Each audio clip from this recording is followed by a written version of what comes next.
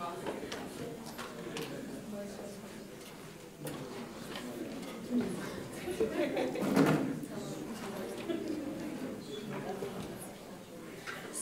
our first speaker will be Damanjeet Kaur from the Sikh Students Association.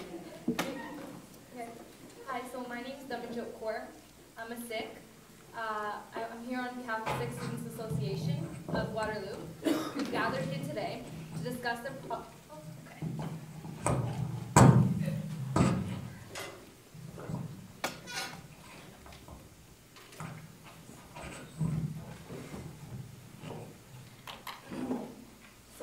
we've gathered here today to discuss the proposed bill by the governing Parti Quebecois concerning its prohibition of public sector employees from wearing or displaying any religious symbols. As a practicing Sikh myself, I live a lifestyle surrounding a concept of meeti beeti. Beeti being the aspect of spiritual enlightenment, to think at a higher intellectual way of thinking, right?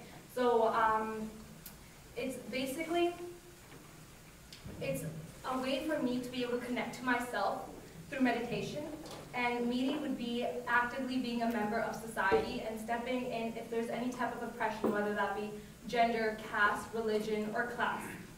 So we believe in absolute equality. It doesn't matter what gender you are. A man is allowed to wear a dastar, which means a turban, and as am I as a woman. To uphold these values, we tend to look a certain way. We have to look a certain way. As soldiers have their uniforms, we tend to have our own uniforms, which consist of our dastar, or turbans. We need to look this way so we're easily identifiable. We're trying to stand out. We want people to approach us and ask us for help if they need it. So that is why we try to look unique. The Sikh Students Association of Montreal has made this statement, and they said, as students, it's disheartening to know that we will not only be judged according to our academic merit upon entering the workforce, it's unfair that aspiring teachers and nurses wearing turbans or any other religious symbol will have to resolve to their professional goals to find rerouting of their professional goals. I think it's really important to understand how strong Sikhs feel about their ways of life. So our dastars, or turbans, aren't hats. They're a part of how I live my life. I have to use them to protect my face, my hair, right? So it's if I don't have my dastar, my turban, to cover my hair, it'll be like my limbs are being uncovered. I'll feel naked. I'll feel stripped of my article of clothing, right? So Sikhs will not be willing to remove these turbans. Their crowns are used to protect their gaze. Removing them would be out of question. If these Sikhs will have to leave their jobs to uphold their way of life, which is only for positive impacts in society, Quebec will face a large brain drain.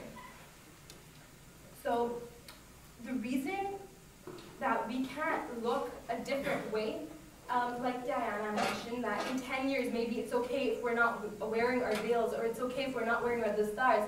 It's not okay as a Sikh, but because we're trying to be those soldiers, right? How in 10 years is someone supposed to come up to me and be like, oh, suppose I was a cop, right?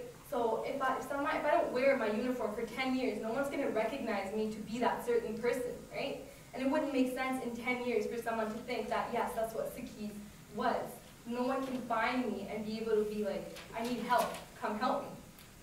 So practicing Sikhs have been contributing and sacrificing and working hard for the prosperity of Quebec and Canada for the last century. This has been noted by one of the liberal leaders of Quebec, Philip Collard, as he stated that this charter would be put up in law over his dead body.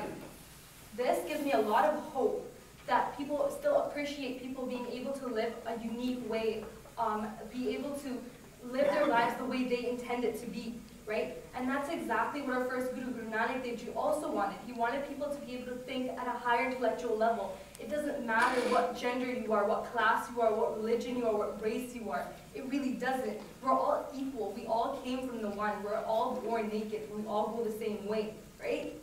So Sikhs have been attacked since the get-go of Sikhi, right? As soon as it was created. So I'm not too astonished by these kind of movements. But because Sikhi has always stood up for freedom at any cost, I know it's not something that can be lost on the way, because it's a way of life, right? So Sikhs will never let themselves or their neighbors ever be oppressed. So regardless of any race, any gender they may be, any caste, any class, because everyone in our eyes is equal. Because of leaders such as Philip Collard, Sikhs such as myself will always feel welcome at Quebec. I'd like to take this time to thank everyone that came here today to spread this awareness of this event. I'd like everyone to go home and take something from this. I want you guys to think about it when you guys are at your dinner tables, sitting with your friends and your families, to think if the society wants to mold you a certain way, to think a certain way, to act a certain way, to look a certain way, are you really free? Or are you being oppressed? Or are you on the verge of being oppressed? Right? So I'd like to thank everyone that came out here today. You guys are all being supporters of free thinking. You guys are standing up if there was any type of oppression going on, which is exactly what a Sikh would do. Thank you.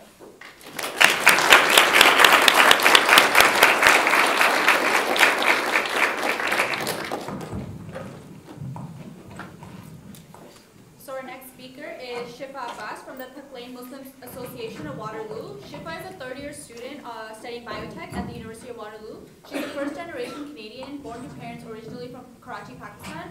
She plays an active role on the Sikh Muslim Students Association of Waterloo Laurier. And she's also an active member of the school's MSA and works frequently in activism circles in Toronto. Thank you. So I'll just get into it. So the Quebec Charter in many ways is fundamentally flawed. We're seeing a province bypasses country's charter and act paternally to exclude minorities from their culture, workplace, and the public sphere. The Quebec Charter is an assault outright upon our rights guaranteed by the Section 15 of our charter. There are major social and political implications that come along with an amendment like this. It's actually too bad that we don't have a lot of time, so we can't go through all of them today, but I have like 7 minutes, so I guess we'll make this quick. Five, okay. So I have 3 main concerns with the charter, 3 questions I'd like to pose, and then I guess we can go from there. So 1, what does the Quebec government stand to gain from the removal of these religious objects? And are they actually achieving what they want to with this charter, with the change in the charter? So the argument is made by the Quebec government for the removal to preserve the division of state, church and state, since there's a duty of neutrality and reserve for state personnel. So the argument is made for these personnel to prescribe to the idea of a concept called laicite, which requires civic citizenship above all else, and that being a Quebecer is above your religious identity.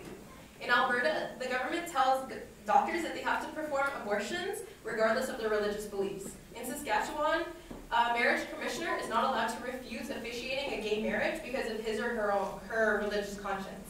And in Ontario, Christian schools cannot teach that abortion is wrong or that creationism is scientific fact. These are fundamentally Canadian values and systems. It's a matter of impartiality for me as a government employee. It's imperative that my beliefs and my religious views don't infringe on your rights as a Canadian. We see that Canadian policies already address neutrality within government employees. So my argument is that by me wearing religious clothing specifically while providing you government services, is it really infringing as your rights as a Canadian? By removing these objects, are we then becoming more Quebecois? Can I do my job any better with it off than I can with it on? When I take off my religious attire, do I look or act any more Quebecois? Do I speak French any better? Am I now considered part of Quebec's common identity? Requiring the thousands of people that work for the state to take off their religious attire will have an enormous impact on the public service. You're going to lose a lot of great doctors and nurses and daycare workers and teachers and city workers. You're essentially excluding an entire sector of the workforce, specifically targeting Muslim women and Sikh and Jewish men. These communities in question are already minorities dealing with issues ranging from discrimination to unemployment. What does the Quebec government actually stand to gain by further marginalizing them, by making them minorities of minorities of minorities? In the Parti Quebecois' attempts to homogenize the population, they in essence move them further away from the concept of laicite and civic citizenship they're trying to instill. So this begs the question of whether these religious men and women are going to stop wearing their religious symbols, or if they'll continue to wear them and simply isolate themselves from the rest of society. So my second question is, in choosing to keep their hijabs on, is there a measurable impact on the quality of life for these women in particular? So according to the Huffington Post and Stats Canada, across all provinces there is a gender income gap for women in the workforce. Statistics Canada reports that in Canada, women make 64% of what men earn, and 2/3 of the minimum wage earners are women. And in Quebec, women's income is 72% of men's.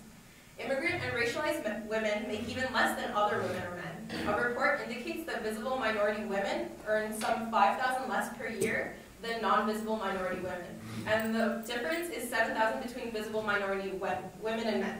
So the Canadian workplace already pays her less for being a woman, and now the Quebec government is taking her job away altogether for fighting to wear her hijab. Therefore, doing the exact opposite of bolstering the principle of gender equality. I guess my last maybe. A common argument for the removal of and the banning of hijab in particular is that these women are oppressed and forced to practice their hijab by their brothers and their husbands and their fathers. And by banning them, we're freeing them from the bounds of a male-dominated religion. So let's say for a moment that I buy into the idea that all women in the West wear a hijab because they're forced. These women who are not in control of whether they wear it or not will be forced, on top of wearing it, by your logic, to go back to the privacy of their own home, stripped of their power to obtain or provide government services. Are you really then promoting equality of men and women? You're essentially limiting these women's ability to actively participate in the public sphere without discrimination. While the so-called oppressors, their husbands, their brothers, their fathers, are free to actively engage in the community. So the Charter is encouraging immigrants to integrate by firing them arbitrarily, by legally marginalizing them, and by publicly shaming them. The government is not working for equal opportunity, or equal access to education, equal socioeconomic standards of living, the equality of means of expression, or the equality of the options made available to us all in democratic society. And I will stop there.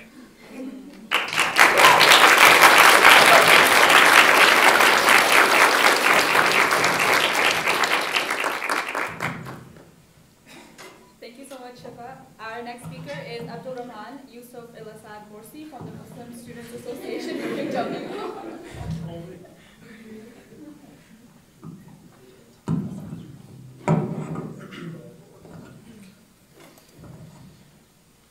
Thank you. Actually, my name is even longer, but it's okay.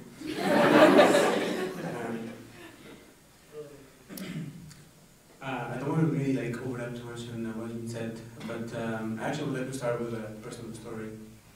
I was thinking of how to make it, whether it's to use big words, sophisticated terms, or isms and stuff, or whether to make it more personal. It may surprise many people the fact that the first time I actually seriously studied my religion in an academic manner, take it seriously, was actually in Canada, not outside of Canada.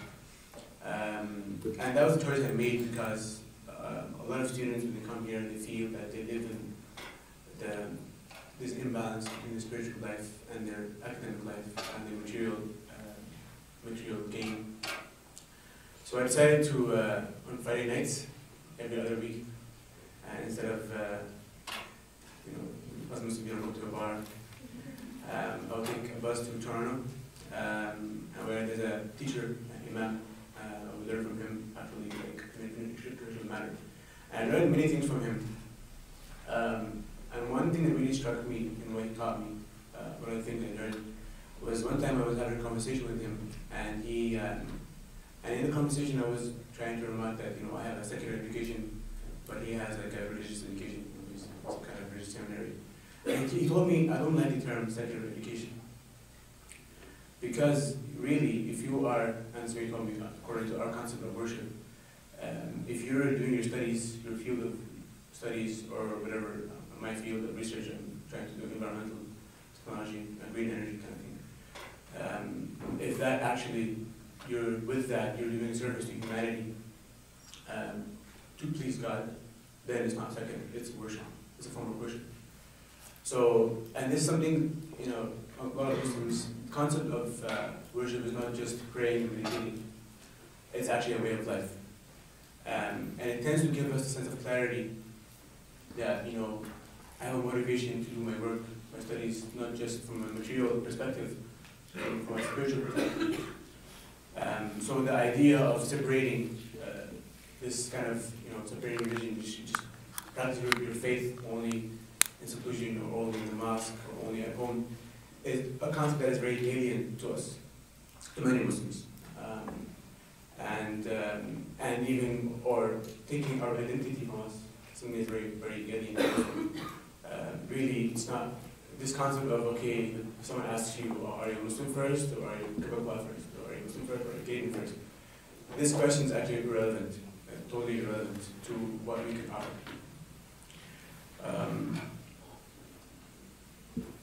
The history of Canada has taught us many lessons, and we should never, a lot of times when we don't study our history, we may be doomed to failure and repeat the same mistakes.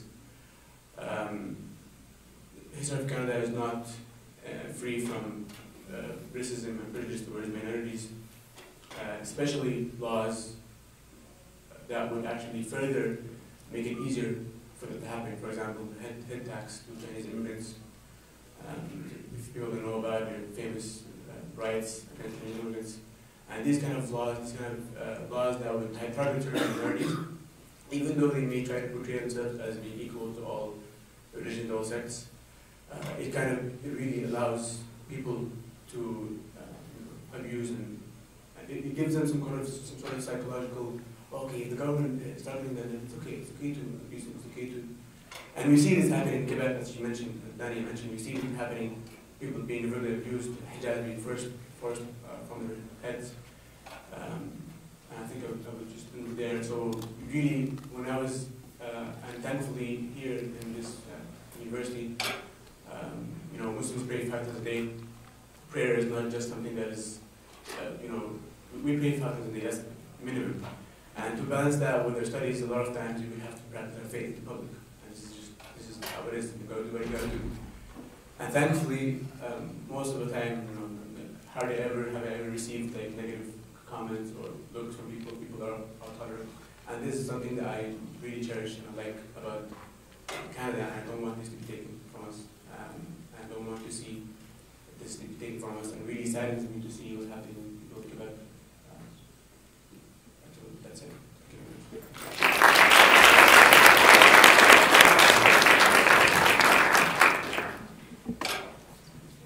Our next speaker is Eric McAllister from Power to Change at Waterloo. Eric is a student leader with Power to Change and studies computer science at the University of Waterloo. All right. So like she said, my name is Eric. I'm here to represent Power to Change. For those of you that don't know, Power to Change is one of the many Christian clubs here at the university. Our primary interest as a group is to engage in spiritual conversation with everyone, especially in relation to our Christian faith. I feel like I should open with a bit of a disclaimer here. Power to Change is not a political organization, nor does it have any political affiliations.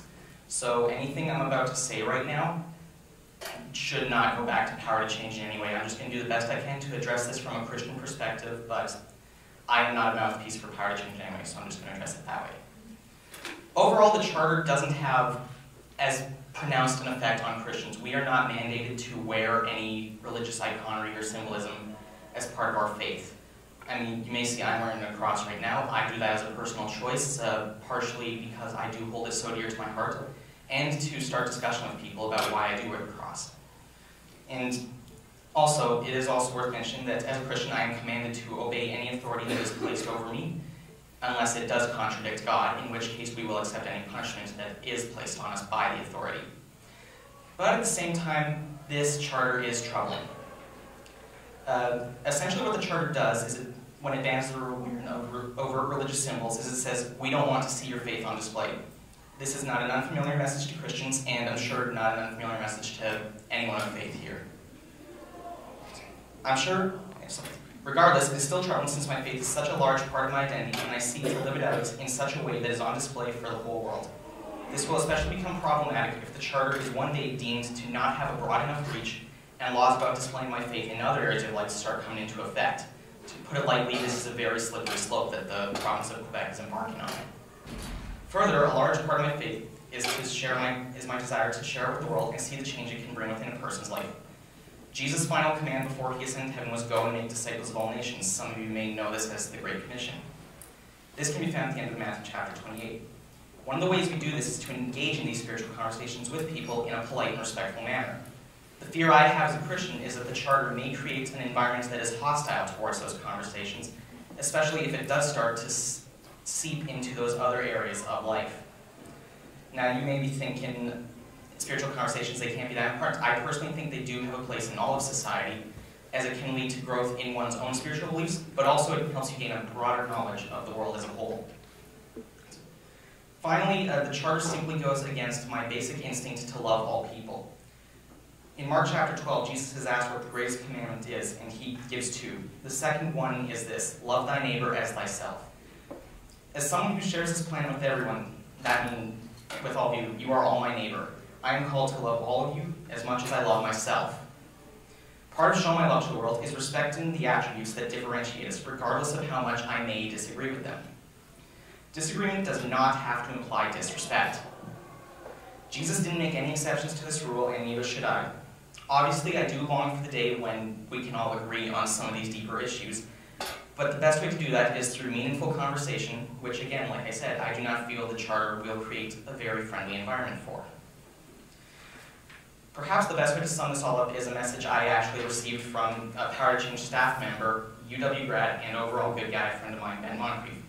Ben is on staff with Power to Change at the University of Concordia in Montreal, so I think when I realized I would be talking to all you about this, I figured he would be the best person to talk about this, since they are dealing with this right now. This is what he said to me. We don't have any official position, but in general, we are against it.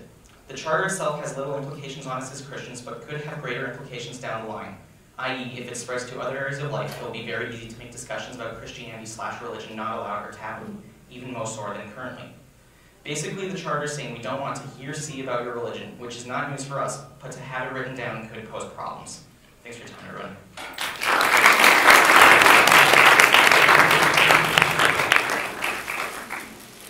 Our next speaker is Jessica Deneen from the Atheist, Agnostics, and Freethinkers of UW.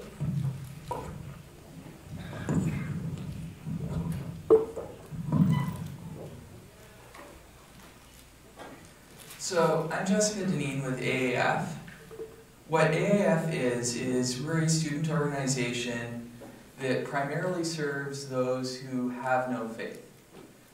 Other than that, we also welcome people of various faiths and encourage rational discussion amongst various people for various topics.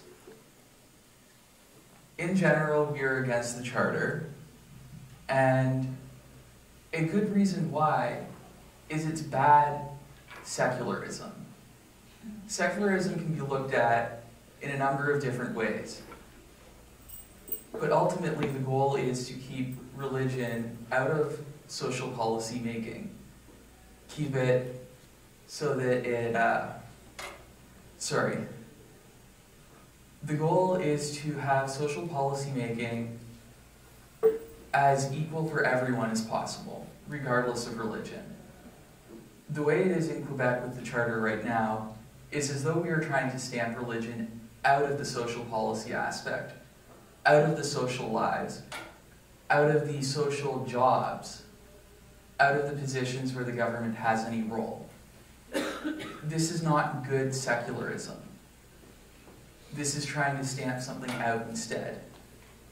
While it does achieve the same goal of keeping religion out of politics, it does it in a way that is oppressive. To quote Barbara Kay, who is a columnist with the National Post, women who wear a face cover are second-class citizens in their culture. And in Quebec, we should not allow them to be second-class citizens in our tax-funded institutions. This makes no sense. Why would we ask someone to remove something if it's a symbol of their second-class citizenship? Would it not make more sense to accept them as our equal despite that? Would it not make more sense to treat them on equal ground? If it really is part of being a second-class citizen, by treating them as an equal, that would help them to realize it and figure out their own problems in that position. It is not our place to tell them they have a problem. Rather, it is our place to help them with their problems if they come to us about them. one of my big concerns reflecting on my past is, how will this affect children? Back during the 9/11 attacks and the days afterwards, there was a lot of polarization amongst people who had never heard of Islam, people who had no idea what a Muslim was. The polarization was that these are bad people because the media tells us so. They had no rational basis for that judgment, except that people in positions of authority were telling them that. The result was, you had a generation that was being polarized against something they know nothing about. People who were Muslim students in those age groups, with those classmates who were being polarized, are now in a position where they're being discriminated against when they may have never had that discrimination in the first place. If we see this in our school boards in Quebec, what will happen if someone is asked to remove their hijab? If someone is told they cannot wear a turban? If a Jew is told, remove your kippah or don't come to work? What happens if they remove it and they have to explain to the children why? What happens if they choose not to remove it and lose their job as a result? How do we explain this to the children? Will this polarize the children? If it does, do we have to see the same thing we saw with September 11th? Do we want to see this? I don't think so. This is not the Canada we want. Canada is a beautiful multicultural nation, and it is that multicultural heritage that is what makes Canada unique in this world. I can't think of any other nation that embraces every minority it has to the same degree. Yes, we've got our problems, but we can deal with that. A policy like the Quebec Charter is not how we deal with those problems. It's how we make them worse.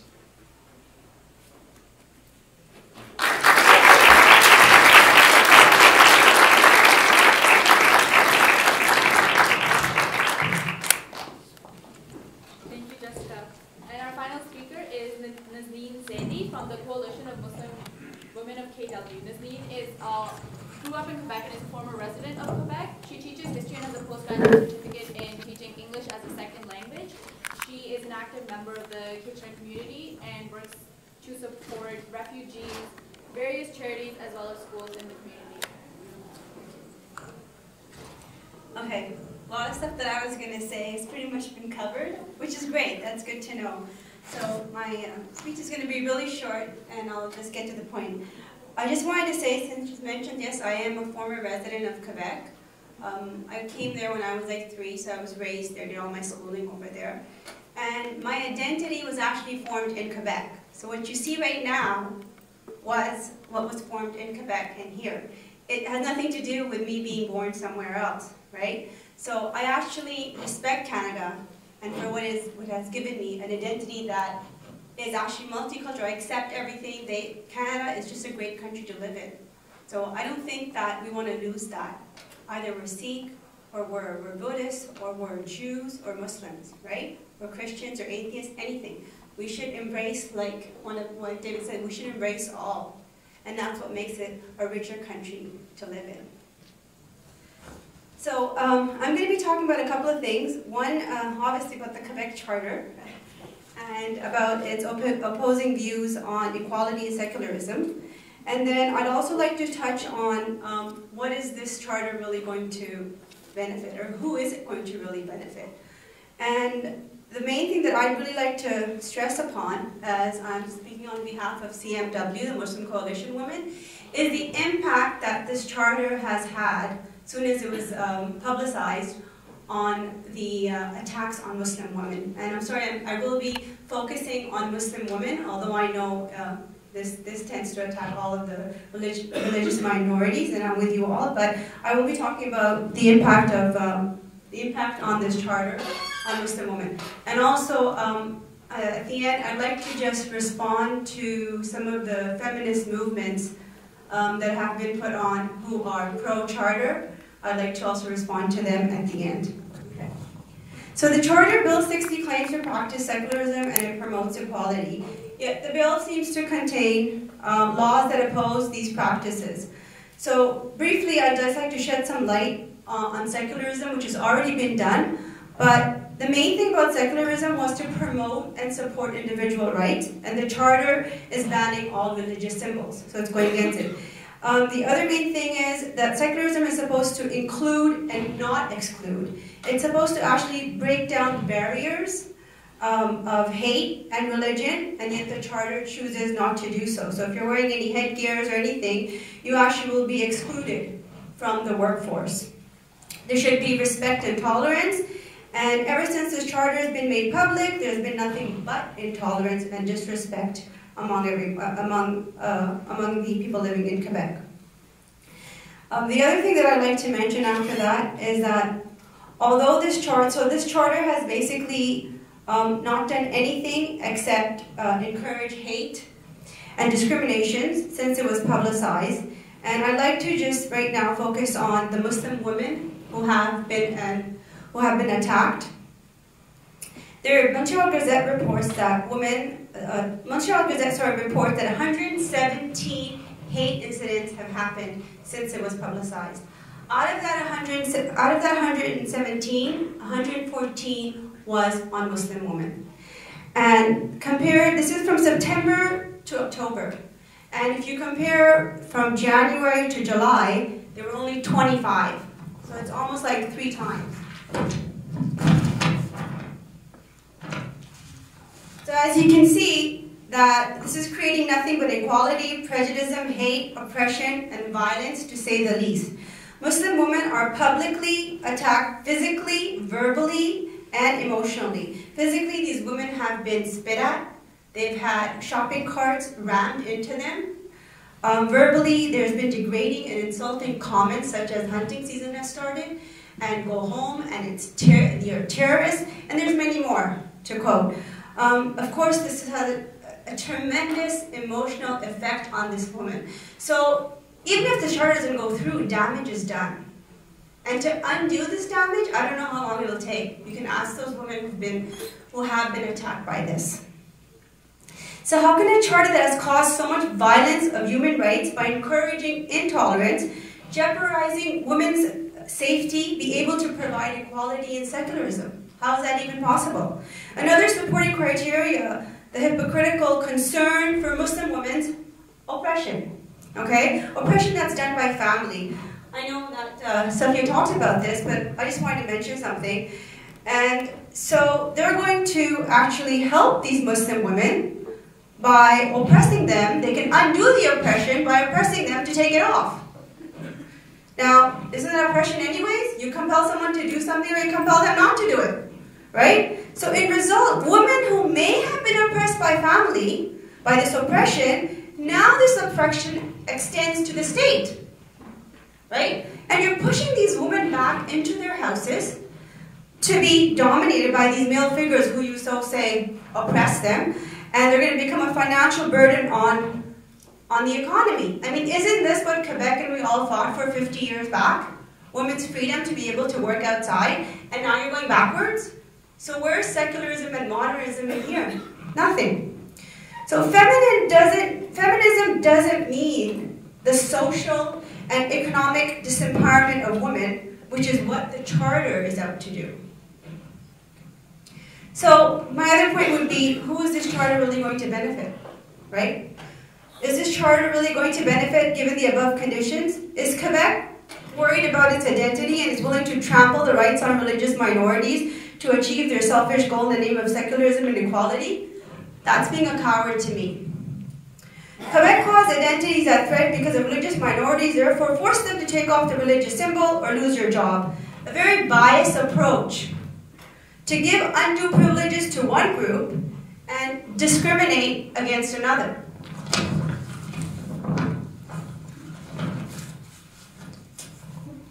So, I don't know how everyone else sees this, but I see this as tyranny. A province that oppresses, discriminates, abuses individual rights cannot be following, again, the laws of secularism and equality. I would say, on behalf of the people who have been attacked, shame on you, Quebec. You're becoming a symbol of shame and disgrace to the Constitution of Canada and humanity. One last note, and this note that I'd like to say is not on behalf of the CMW, but as myself. And this is a response to the feminist movements who are in favor of this charter in the name of freedom and gender equality. So I'm going to talk a little bit about laissez-faire, which she mentioned. Laissez-faire is actually it's used in France. It's not in Canada, right? So I mean, we're Canadians, but laissez-faire, as Quebec likes to copy and imitate France, laissez-faire is a separation of state and government. So the state cannot intervene into the government should not intervene the state cannot intervene with religion, and religion does not intervene with the government. So then why is the government on the religious minorities and telling them what to wear and what not to wear? So to the feminists that have supported this, I'm a feminist too, and I believe in my freedom, and I believe in gender equality. But for you, if freedom for you means to be able to denounce your religion, then freedom for me is having the choice to follow my religion. If freedom for you means to impose and reject the rights of other women, then freedom for me means to respect and accept the rights of others, even if it's minorities. If freedom for you means being able to being a slave to social expectations of society, and we all look the same, fashionably exposing our curves and being accepted, well then freedom for me means to have a choice to cover my curves and make a fashion statement with my modesty. If gender equality is equated for you by competing with the way men dress and being allowed to expose your chest, then gender equality to me means to be able to compete with men at an intellectual level and keeping myself covered. So please stop defining my freedom with your slavery.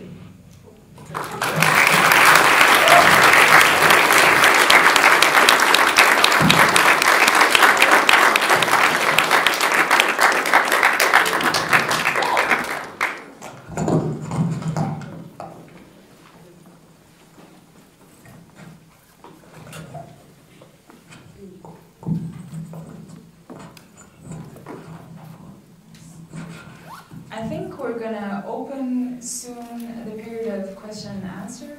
I just wanted to reply to some of the interventions that I thought were really good, but with some of which I have a bit of nuances I'd like to bring. First, when it was said that Couillard said that he wouldn't let the charter pass over his dead body, well, unfortunately, about a week ago, he kind of came back on his decision, saying that maybe for judges or police, there's a discussion we could have about if they could wear, yes or not. If actually, basically, for them, if for judges and police and les avocats, criminal lawyers would have to, they would have an obligation of neutral appearance, so neutral appearance. So, and I wouldn't base Quebec's openness or not on a politician personally. Like not that I don't like politicians, but I have a little reserve on politicians and their reasons to be for or against the charter. When it was mentioned that women are taking their hijabs off, I mean it did happen, but I don't think it should be a generalization. I think another good aspect I haven't spoke about, and since we're often comparing Quebec and France, France being a model for Quebec, Dalila Awada, who passed on Tout le monde en parle, which is a television show that's seen over 3 million Quebecers, is actually a hijab-wearing girl that was on a panel discussion about the charter, and this is the type of thing that you would never see in France, like a woman wearing a veil discussing about, a political thing. The unfortunate thing about that is that she was reduced to only talking about her veil. And that's why personally I think that it's very problematic that whenever you see a woman wearing the veil in the media, it is only and exclusively to talk about her veil. And so she's always excluded into her religious identity. And we all have multiple identities. We don't only have a religious identity. And I think it's a process by which a lot of women are being not alienated, but like marginalized into one segment of their identity. Whenever they're talking to the media, it is simply to talk about their veil. So they're never talking about economy, they're never talking about politics, they're never talking about healthcare, they're never talking about any other thing than of the veil. And I personally wore the veil for a few years, and whenever I was asked to be in the television to talk about the veil, I refused because I was like, it's part of my identity, but it's not the only identity that I have. And so I want to stop being part of that process of just being brought in the media to be talking about the veil. So it's good and bad. As in, she was there, and in France, they don't even have a figure like her, Dalila Awada, but at the same time, she's always reduced to talking about her veil. About multiculturalism in Canada being a great country, and about like, you know, about how it's such a beautiful, diverse, multicultural country. I think it was really great that, sorry, I forgot your name, that you spoke about the Aboriginals, because, I mean, where are they in that equation, first of all? And second of all, I think it's actually a problem Quebec has and Canada might have, is that Quebec, we keep on saying, c'est une terre d'accueil, it's a good country, it's a good province, you know, Quebec is known for their welcoming and being chaleureux. And so to keep on saying that a country is great and that it allows for diversity, it means that later on you'll have a hard time criticizing that country. So I think that obviously if you compare it to different parts of the world, Canada is a lot more rigid, let's say, in protecting some rights and some liberty. Fine, but I think just don't get caught up in always, you know, personally for me, because I know that with Quebec right now it's difficult because we've been glorifying Quebec so much on being une terre d'accueil, on being like such a, you know, an open, you know, province, that right now criticizing it's actually difficult. So I think that saying the same thing about Canada, I mean, I think there's a lot of criticism we can have about Canada and Quebec and a lot of different countries, and a lot of good things to say as well. The thing about charter only encouraging hate, I think that's the reason why at the end I was talking about the positive aspect of it. I think that there's been a lot of hate, a lot of tension, unnecessary hate, unnecessary tension. But I think that what's unique in Quebec and that we can have a credit for is that we dare the conversation. So when we had the student movement, we dared talking about what is violence. Is there a state violence? What kind of protest should we have? Should it just be pacific, you know, peaceful protests? Or are we allowed to have a sort of confrontation with like state agents or whatsoever? And I think the same thing is happening right now with secularism. What kind of secular society do we want to have? And since it's such an emotional debate, obviously it brings a lot of tension, it brings a lot of hate. But I don't think it brought only hate and only tension.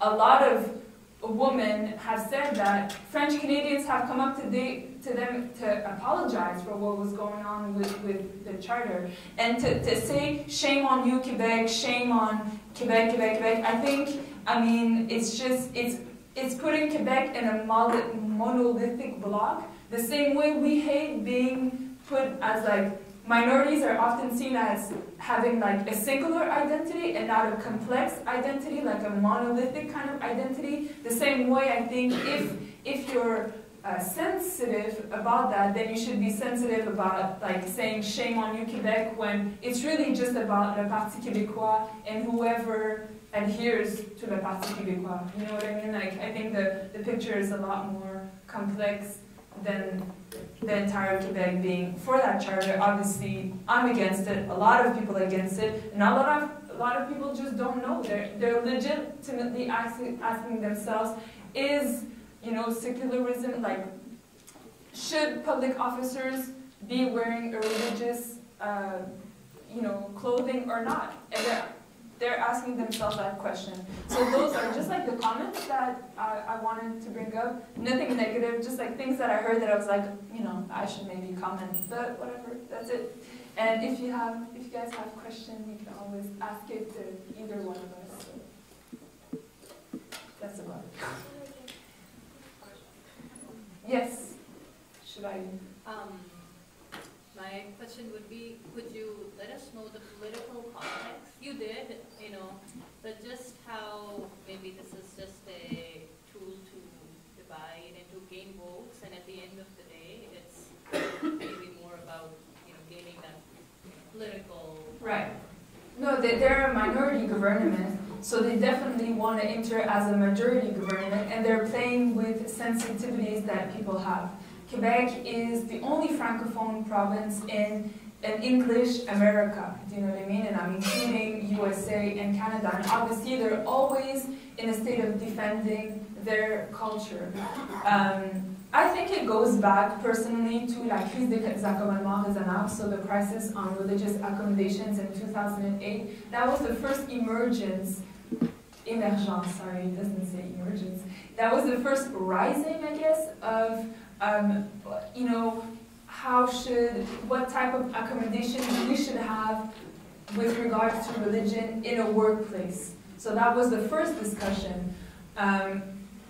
Interestingly, even if that had a lot of tension, the numbers of religious accommodation actually went down from 2008 to 2013. So a lot of us were thinking, good, we're in a state of integration. We're going into that place where we can cohabit together with diversity. We're in integration where it's like there's a sharing of knowledge, of culture, this and that. And then the PQ came back with that. And to see how much of an emotional debate it is, it just shows actually that people weren't over that discussion that we had in 2007, 2008, which actually costed a lot of money because they went to it wasn't only about Montreal, they actually went into a lot of regions, you know, to have their feedback on what they thought should be like a reasonable religious accommodation or not in the workplace. I don't know if it answers your question, but I mean they definitely want to enter as a majority government, and they're trying to do it on sensitive issues, and you know secularism is one of them.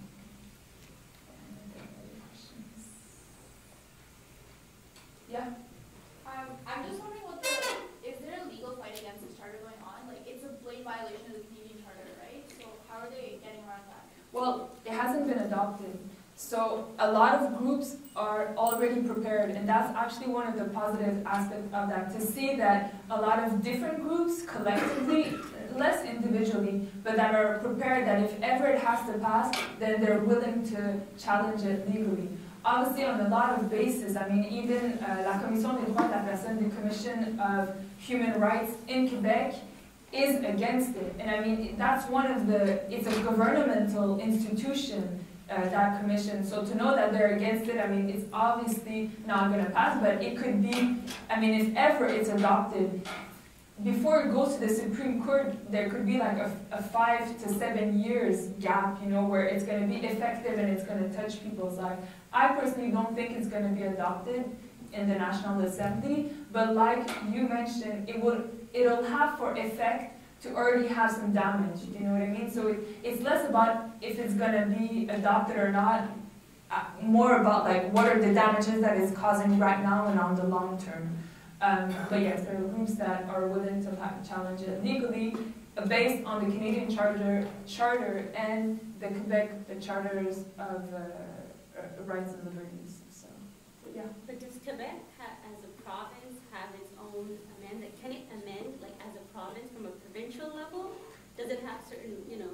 Well, right now they want to amend it. You mean which charter? Well, I'm saying this charter that's going on. Let's say even if the other provinces are opposing it because it's going against the Canadian Charter, but like as provincial rights of each province, right? Does Quebec have that to amend the charter and to go a little bit against what? You know, how much room does it have? As in, it can adopt it, but then it can be legally challenged with the Canadian Charter because, fortunately, right now, we're still part of Canada. If we weren't part of Canada, we'd be a bit. Thank you guys. But yeah, if we weren't part of Canada, then we might. I don't even think we would have a hard time because there is the Quebec Charter for the rights and liberties. You know what I mean? La Charte des droits de la personne in Quebec, and then there's the Canadian Charter that has all the provinces. But yeah, so basically they could put, I don't know how to say it in French, but in English it's called une clause non obstant. So it's like saying as a first article, it's like whatever other legislative text, sorry?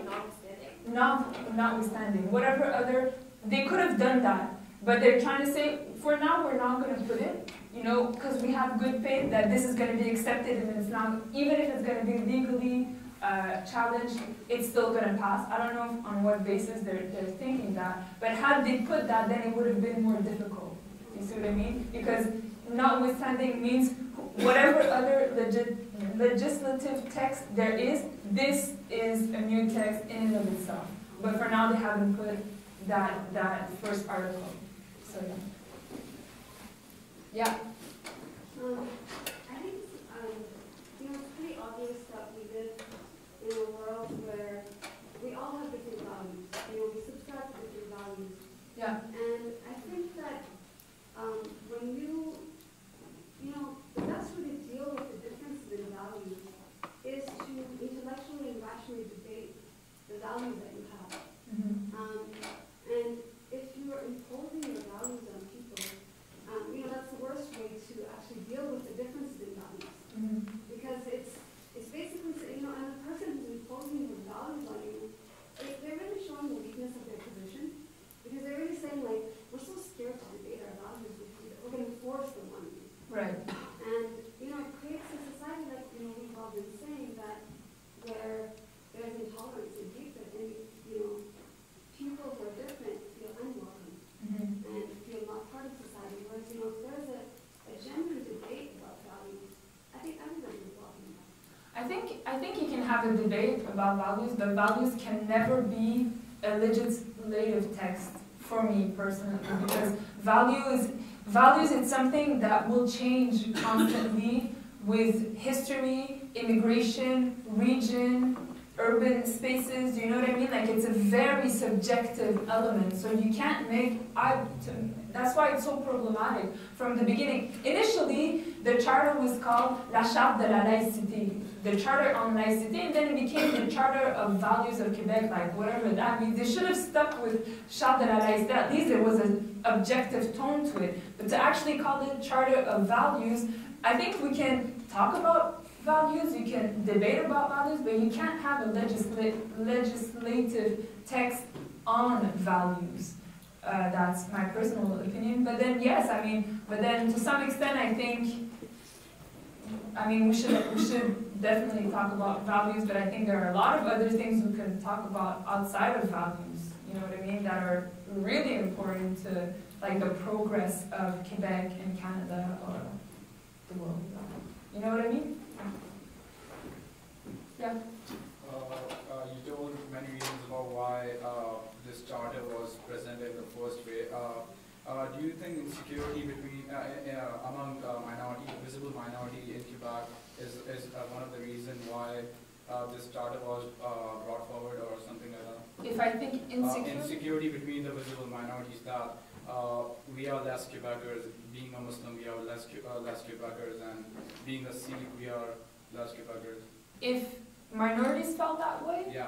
And if that was the reason why? That could be the reason, because Jefferson, that's what the Quebec minister says, that Quebec is being revolutionized by Jefferson's legacy, and that's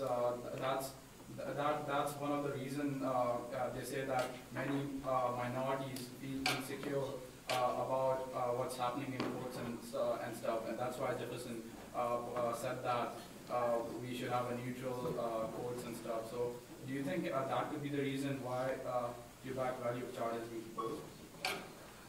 The insecurities that minorities in the visible minorities, yes. I wouldn't know, to be honest. I haven't. Isn't Jefferson the president? He's the Prime Minister, the third president of the United States, but that's where the idea of secularism came from, that he wanted to... right, secularism, but this was more... church. He wanted the church to be separate from states, and basically he wanted the court to be neutral, and that's what he wanted initially. I just don't see the link with the insecurity with minorities. That's the only thing. the thing is, like look at it this way. For being a French-speaking Canadian Quebecer, you think that since he or she is a Muslim, he's a less Quebecer. So if we remove that gap, we can depolarize, unpolarize. I don't know what the right word is. I think I get it a bit more. I think it's actually like a Western reality that the demographics are changing at a pace that we haven't seen in history before, because immigration can happen so much faster.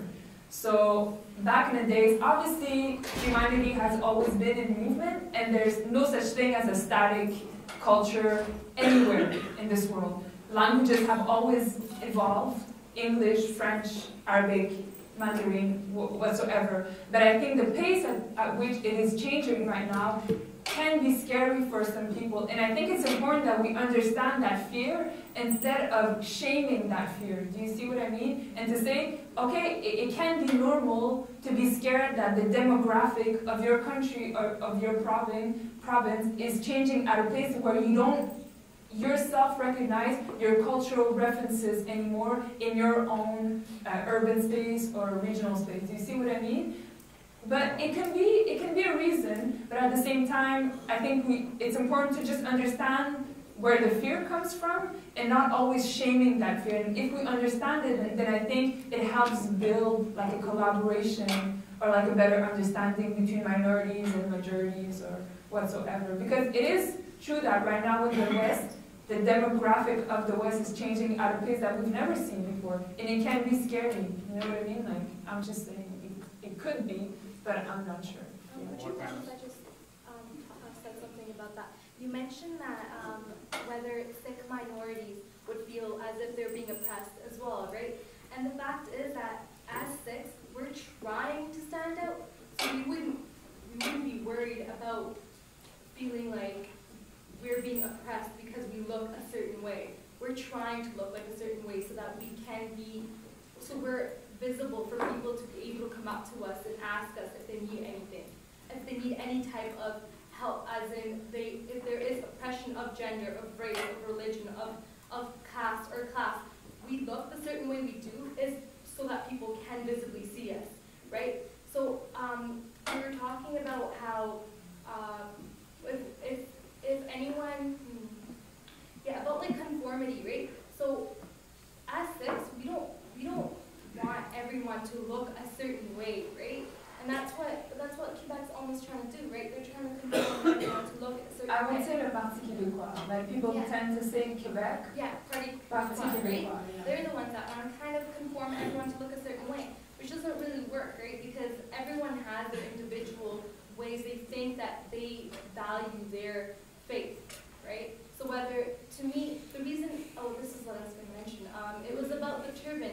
If you know how we're saying about removing the veil, removing the turban, the reason Sikhs can't remove their turbans is because that's how we are able to take care of our hair.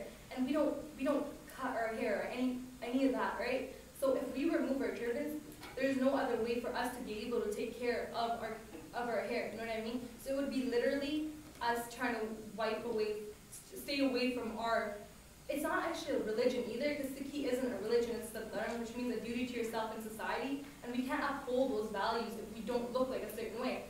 Like I said, it's like a soldier, right? So a soldier can't uphold, or a policeman, he can't uphold his values and act as that reinforcement if he doesn't look a certain way. And I guess that's, as it was mentioned before, that for Muslims, the way they look, it's not actually to be oppressed, it's a way of them living their practice that their faith, right? And if that's what it is, if that's the way they feel like they can practice their faith, then that's like an individual decision, right? But that's what I meant for Sikhs, is that minorities aren't trying to be, they don't feel oppressed by wearing a turban. It's because Sikhi is all about having choice, right? You can absolutely make a choice of cutting your hair and not keeping a turban, or keeping your hair and tying a turban, right? It's what you think you're ready to do. If you're ready to step in and help society, and you want to be able to be labeled as someone that you can be approached, then that's your way of doing that. But that's just on the as for Sikhs, right? But I I think we're just going to go to other questions because I don't know how much time we have. Sorry, I'm being the MC and the speaker. Yes, in the back. So, the article by Quebec people, like, maybe you guys, you liked, right? What? Like, the article by the Quebec people, like, you liked, like, people from different background. Unite. Oh, yeah. Does that make them, like, good guys if you like people?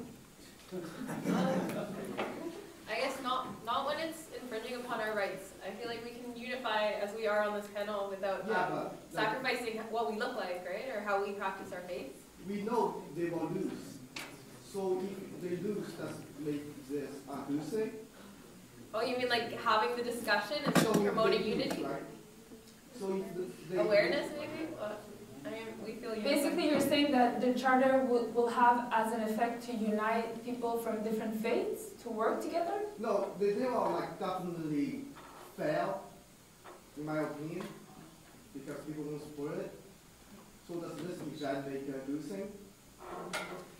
They're saying the discussion is making it a good thing. The discussion is making it a good thing. I mean, the discussion brought a lot of tension, and I mean, and the damages, like you mentioned, like the long-term damages that we don't know about. But it does have an effect to have a lot of different people collaborate together on different, projects, against that charter. So yes. I just wanted to say, like, a lot of incidents like this, either charters or bills or stuff like 9/11, it can have both effects, right? So it can have positive and negative. Yeah. Like even on 9/11, as being a Muslim, a lot of positive came out of it too. And then there was a lot of negative in the media, but people wanted to know what was religion, what was Islam, they started reading into it. There's a lot of people liking the religion and they realized it's a peace-loving religion, people who didn't even know what it was. So the same way with this charter, I don't know what the intentions are, secularism and, to divide the rights, but I think there's a lot of negativity coming out of it, and then at the same time, like what we're doing right now, this is a positive thing. This is like discussion at an intellectual level where we can actually talk about these things and agree on things and have a dialogue, not just a monologue, right? And have a dialogue. And the same thing with this, I won't say Quebec, but PQ. If PQ can actually choose to have a dialogue and talk to these minorities, and before it just sets out his charter, and have some sort of forum that can take place, so maybe we can meet somewhere, and compromise the The situation. only thing is that a lot of us thought that we had that discussion with the crisis on les accommodements religieux on the religious accommodations back in 2007, 2008. It was a huge commission, that had a lot of people talking and giving their opinion. But obviously, we're in a democratic society, so discussion is always good. Yeah. I don't know who's first, but yeah. What makes you believe that this charter is not going to pass? Oh, it's just not going to pass. I mean, it cannot pass. So the reason I'm asking is look at Bill 101. So if it's different. Bill 101 yeah, on English language, when they passed, when they got the French language, and they discriminated on the English-speaking people, then it wasn't. Yeah. So that's what I meant. Like they have done not just done this, they have done other stuff. Right, but I think it's completely different. The Bill 101 was about the French language and new immigrants having to. A lot of it was new immigrants having to learn French. And there's a rational basis why you would want to do that if you're the only French province in a sea of English-speaking people around you, other provinces and states below you. This is completely different. I mean, the PQ as a minority government are the only ones that are for it. And then you don't even know if 100% of the deputies within the PQ are for it. And then la CAQ, the PQ, and Quebec Solidaire are against it. So if they were to vote it now, it would be struck down. And I won't get into, because I don't want to bore you guys with these kind of stuff, but to have, insights on what's going on inside, they're probably going to wait it out. They're not going to vote on it until they go in election. in not fall, what's the other season? Not winter, spring. When we're going to go in elections in spring, if they enter as a majority, and then at that point, as soon as there are elections, whatever bill that has not been passed has to be dropped right there. And so if ever they enter as a majority government, they have to restart the whole process again, which is huge. So are they going to do it? That's one question. And if they enter as a majority, are you going to do it? If they don't win at all and it's their PLQ, it's not going to go. And if they enter as a minority government, they're not going to do it. Do you know what I mean? So it's actually a lot more complicated than that. I still have hope that it's not going to pass. Or else I'm moving to Ontario. I'm not. But yeah. So my question is kind of in regards to growing up as a Muslim in a post 9/11 society. Mm-hmm. I'm curious. There's a lot of times where these words are made up. So I'm just curious if there's if the politician or whoever you quoted somebody who said that this bill is being proposed as to counter the rise of Islamicism. Yeah. I'm just curious, like, if those terms are ever extrapolated on, if they're ever explained, what does that mean? Because I think I'm curious as everybody else what Islamicism is. And you mean in the media? Yeah. Like if the politicians or the speakers kind of ever elaborate on what that exactly is, so we can kind of all as a society look out for that, you know? I think, Islamism is coming. There should be worrying, and I'm just as worried as anybody else, right? So so what it, I'm just not for you, but I'm just curious if in the newspapers or the magazines or the articles, they ever kind of explain. Unfortunately, it's kind of the term. I think it's the kind of term that unfortunately is used. It seems like there's a common sense that everybody gives to it without explaining it. You know what I mean? And I think that's what's happening with Islamicism. And there's this horrible woman. Her name is Jamila Benhabib. And she's basically the soldier of the PQ, saying, she wrote a book saying Ma vie à contre Coran, so it's a play of word, my life against the Quran, and she has another book, and basically she's saying she's the worst. It's because of her that all these terms are being recuperated and used by normal citizens and used by the PQ. She's from Algeria and she lived I don't know if anyone's Algerian here, but in the 90s they had a civil war going on between the military and religious extremists, if you want to call them, or whatsoever. And basically she's on the side of the military, and she's in Quebec, and she has one of the biggest voices in Quebec. I would say that the terms have been coming from her and they've been recuperated by a lot of people, but no, I mean, very little people re-question that. I'm one of these people that say, well, if you're scared about extremism or Islamism, whatever, I'm sorry, I can't say it properly, Harper is doing a good job, whatever, Harper is doing a good job.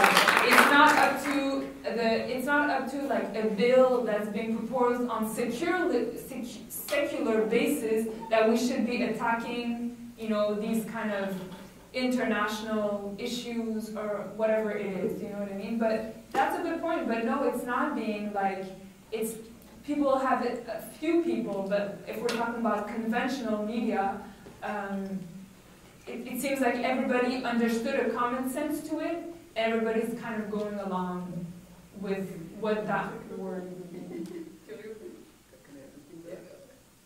Okay, so I think a very important aspect to this is the fact that one of the reasons why they like to bring her up, from my understanding, is it gives these people this kind of credibility, or to hear this Muslim woman this represents Muslim voice, and those who oppose that voice, or a moderate Muslim voice, whatever that means, and those who oppose that moderate Muslim voice are extremists.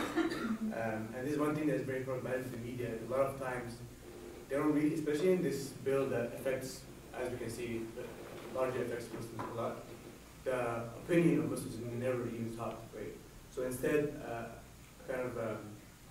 public opinion, or kind of a voice that is made to represent Muslims. It's actually started in Quebec. It's part of the positive aspects of it. If you compare it to France, where it's not sought, Quebec, actually, there's been a lot of women and men that have been in the media to talk about, these issues. So it's actually part of the good thing about it, you know what I mean? Like they've been given, a space in the media to be part of the discussion, Yeah. So that woman, that Algerian woman, she was facing Dalila, that girl with the veil that I was talking about, like maybe, I don't know how long ago, that I was saying that you would never see a veiled woman, let's say in France, talking about these political issues. So, yeah? I was just wondering if anyone's made the comparison between how the Quebecois and the French in North America have been oppressed by the Anglophones and what they're doing to the minorities of the Quebecois. Like a lot of the time with the Thai Revolution, but now they're kind of doing the same thing to the visible minorities, like blocking them from going to work. No, it's obviously been made a lot of times. Yeah, it's been made, but then you're always going to try to find a rational basis on why this is different and this is good, you know what I mean? But obviously it's been made, and I think that's one of the reasons, even me as a Quebecer and French Canadian, when I was hearing oh, shame on Quebec, this and that, like as a Quebecer, I was like, this is Quebec bashing, no! And so that's why I wanted to precise that there's a nuance that is like the Parti Quebecois and not like the entirety of Quebec. But yeah, it's been made. The parallel has been made, yeah. Also, one thing I wanted to mention was, you mentioned that Philip is trying to get the police and the judges and the lawyers, he said that he's reconsidering his position. Isn't that kind of worrisome? That yeah. It's not just the Quebecois. As in, le PLQ, Philippe Couillard, who is the opposition, the official opposition, were the only one that were saying from the beginning, no, we're not accepting this either for judges or for daycare workers whatsoever. Le PQ is in it for full.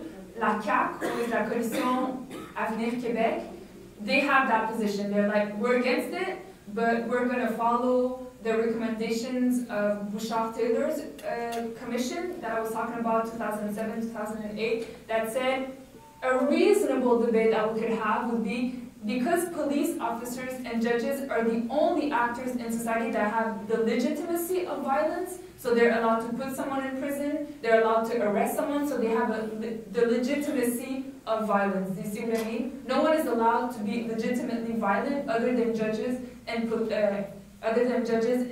officers. And so we can ask ourselves, since it's such a sensitive issue, should they be forced to have an appearance of neutrality?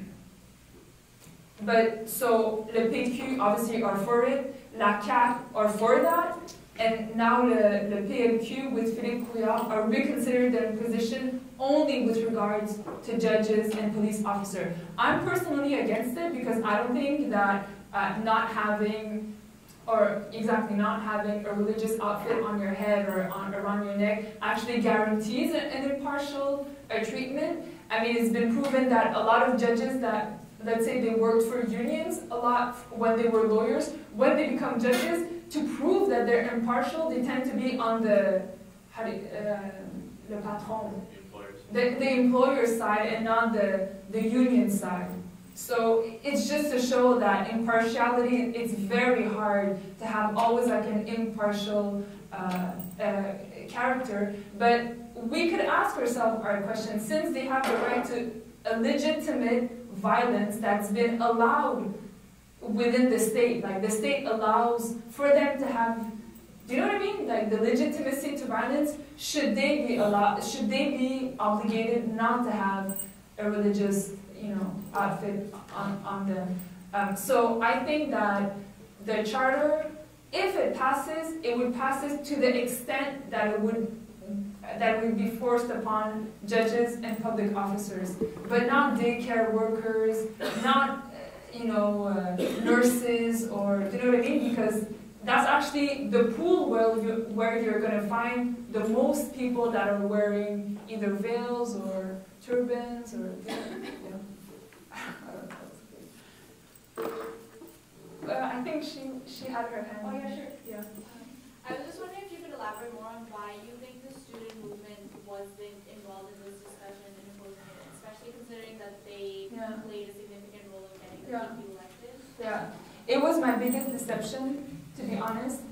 I know that, you know, I was talking about Pour un Québec inclusive for an inclusive Quebec, which is like the main shield for minorities, you know. In their manifesto, if you look at the names, and like, let's say, like, you would write your name and then your function, so either student or lawyer or whatever you are in life. There are a lot of students that have signed that manifesto. So it seems like they're against it, and a lot of students that I have been speaking to are against it, but you don't see them in the streets. And to be honest, I don't know why. All I know is that c'est un constat, it's an observation that I've had, and it's a deception that I have as well, to see that students have been completely out of this question. Sorry, not have been out of it, that they haven't like publicly positioned themselves, you know, with regards to the charter. But I can't explain it for now. I feel that maybe, I don't know, maybe it doesn't affect them personally, whereas student hike affected them personally. Do you know what I mean? Like it would affect, like there was going to be a direct effect on their lives. I really, I have a hard time myself explaining why. Yeah. Given that Parti Quebecois is a very sovereign party, and given that Pauline Mawal does all these very pro-sovereign speeches all the time, do you think there's a connection between their aims to become like sovereign state and using this charter as a political means to do that in any way? I think there's a link to be done, but every big deputy or prime minister that have been part of the Parti Quebecois are now against the charter. Like I was naming Parisot, who was the prime minister at the time of the referendum in '95, and that was the tightest vote, you know, that we've ever had if Quebec wanted to be out of Canada or not, and he's against the charter. A lot of separatists, old separatists, are against the charter, saying it's going too far. I'm not sure if it's a means by which they want to have the separation between Quebec and Canada, more of a means by which they're going to enter as a majority government. And then as a majority government, I think the PQ is not what it used to be. I'm probably sure that they're even scared of being independent, you know what I mean? Because they're on shaky grounds. I think it has to do more about, you know, they want to lead economy in a different way that the Liberal Party has been leading the economy. But I think it's more about entering as a majority government than as, you know, starting a new revolution towards the independence of Quebec, because it's not something that they've been talking about for the past months, you know, at all. So, yeah. I have a question. So a couple of years ago in Quebec, so in Sikhism, before I ask the question, I just wanted to explain a little bit about an article of faith that we wear. It's called a turban. You want to get up and show? Oh, I've seen it. Yeah. So we wear that to not to scare people. Right. We wear it to like she said, our duty as Sikhs is to protect the people that cannot protect themselves, like people that have been oppressed, the downtrodden. And so we wear these never as an offense. We always wear it just to defend people and ourselves. Right. And a couple of years ago, there was an 11-year-old boy in a public school in Quebec who was told that he can't wear that. And he won that case, and it is allowed now. How would this affect that? Because that is also a religious symbol, but I would kind of relate it more to the cross than to the hijab or the turban, just because it's not in the way or anything. We wear it on our side and stuff. So, what would they be going back on that law then, the one they created about the fact that the turban is allowed? The thing is that that's not a law. It's a case. Do you know what I mean? Like, so it's a bit different. But it would affect the kirpan, obviously. But then, I mean, if ever you were to challenge it legally, you wouldn't just challenge it because the kirpan has been accepted in one case in a public school. Do you know what I mean? You would challenge it on the basis that all of these other religious signs, including the turban, the veil, the kippah for Jewish men, have been prohibited. You know, in the public function space. Is the kirpan, does it have to be shown at all times? No. Okay. No, it just needs to be there so you have no excuse not step in, right? Okay. So in case there is like a fight or something like that, for me to be like I'm scared to step in or something like that, it's just for your own confidence. But it's always our last resort. It's never been our first resort. We've always been able to handle situations on our own with our own hands, with verbal first, of course, right? And that's just your last resort, that you know in case someone is like brutally being killed or something like that, right? But that has never, it's never resorted to that. The only reason we wear it out is so people will ask about it. That's it. Okay. It doesn't need to be shown. Oh, then in that case, So in it that could case, be like the discreet cross, exactly. Yeah. If you're allowed to conceal it, then you could conceal it. But at the same, I mean, we wouldn't really want to do that because we like when people ask about it. So. Right, yeah. But then you wouldn't be allowed. If ever it was passed, you wouldn't be allowed. Right. But then it would be it would be challenged legally, not because they won one case with an 11-year-old boy, but with all the other cases, they've won in the Supreme Court, you know what I mean? Yeah. Yeah. I just wanted to point out, that we talked about the damage being done, and I think it's important to recognize that this is the second pass that they've taken at Muslims. So the first pass was done by Jean Charest when he went after the niqab, right? So he's part of the liberal government, right? Mm-hmm. When he, I don't know, said something in some press conference, two words, face uncovered, right? Okay. So I think it's important to recognize that that what they're really tapping isn't the anti-Islamic sentiment. I think it's wrong to just kind of isolate the PQ, because I think that it was the liberals who actually started this process, which that the PQ have built upon, right? So it's this anti-Islamic sentiment. It's not just in Quebec. I mean, it's around the world, because a lot of the wars have been fought against Muslims to acquire the resources of the Muslim world. So I think it's important to recognize that this is actually a dangerous trend in society that we see in the democratic societies across the world.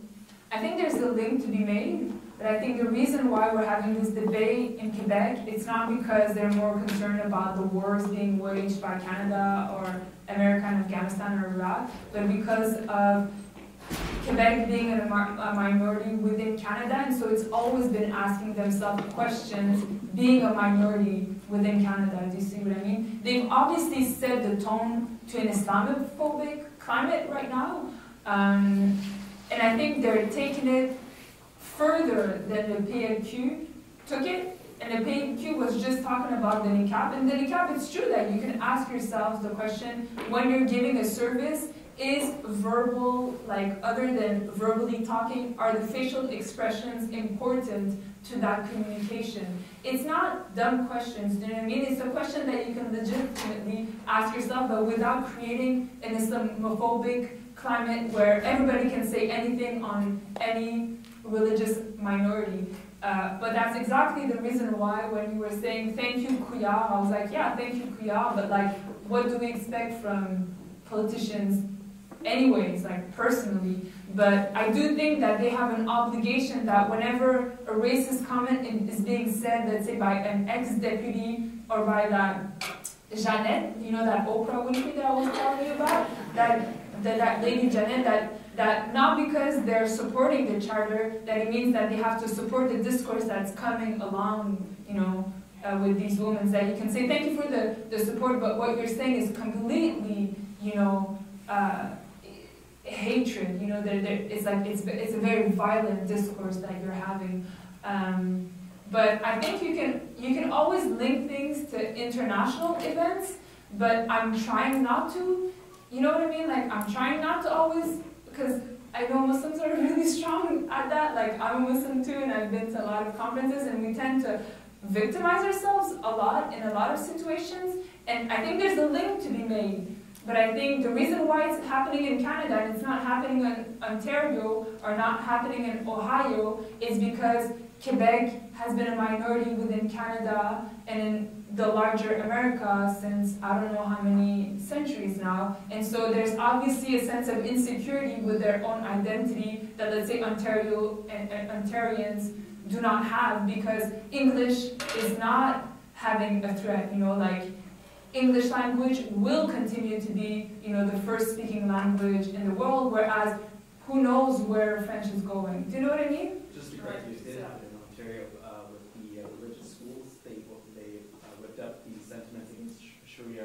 arbitration and yeah, I remember that, but I don't think it has, it absolutely does not have the same scale as it's going on in Quebec right now. No, what I was saying was that they were tapping into anti-Islamic sentiments. Like, it was fine when Jews or Ismailis or Christians were doing religious arbitration when it came to marriage, but when Muslims stepped into the ring, then they canceled the whole deal. And that's the same thing that's happening now. Yeah, there's definitely an Islamophobic climate, for sure. Part of it is that, my theory is that whoever is the last one to close the door will get all the shit on themselves. And I'm explaining myself. Whoever is the last immigrant to be closing the door, and right now in Quebec, it's French-speaking Muslims, so like Maghrebians, Algerians, Moroccans, Tunisians, they're the ones that are having the backlash of like, they're being the threat of why Quebec's face is changing. And so in France for a long time it was the Muslim, but now we're seeing a new situation where it's the Roms. I don't know if you've heard about the situation, but in France a lot of the Roms are seeing their little roulottes, like their little like their little mobile houses vandalized. And do you know what I mean? Like, so I believe that you can always link it to like an international kind of problematic that's happening right now, but at the same time, I think it's got to do with right now the new immigrant that's trying to integrate itself is a Muslim, Francophone, North African.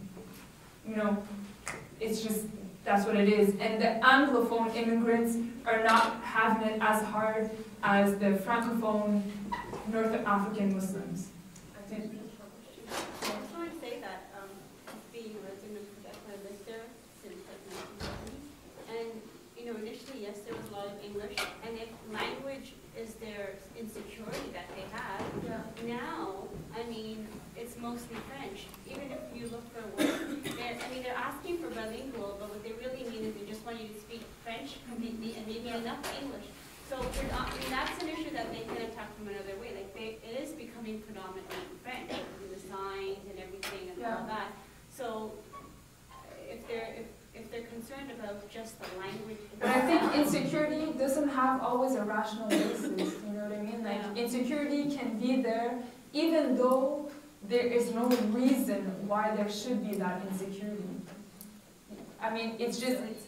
It's an observation that I have, that there's an insecurity with like having its demographic population change so much, but then again, it's ironic because yes, the signs are in French, yes, you have to be either French speaking or at least bilingual to have a job in Quebec, you know what I mean? So, but I mean, insecurity doesn't always have a rational explanation. On that point, I would like to add, if something doesn't seem rational, try and look at it from a different viewpoint.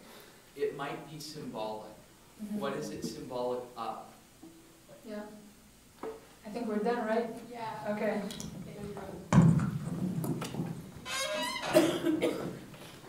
I just wanted to give a round of applause to all our speakers.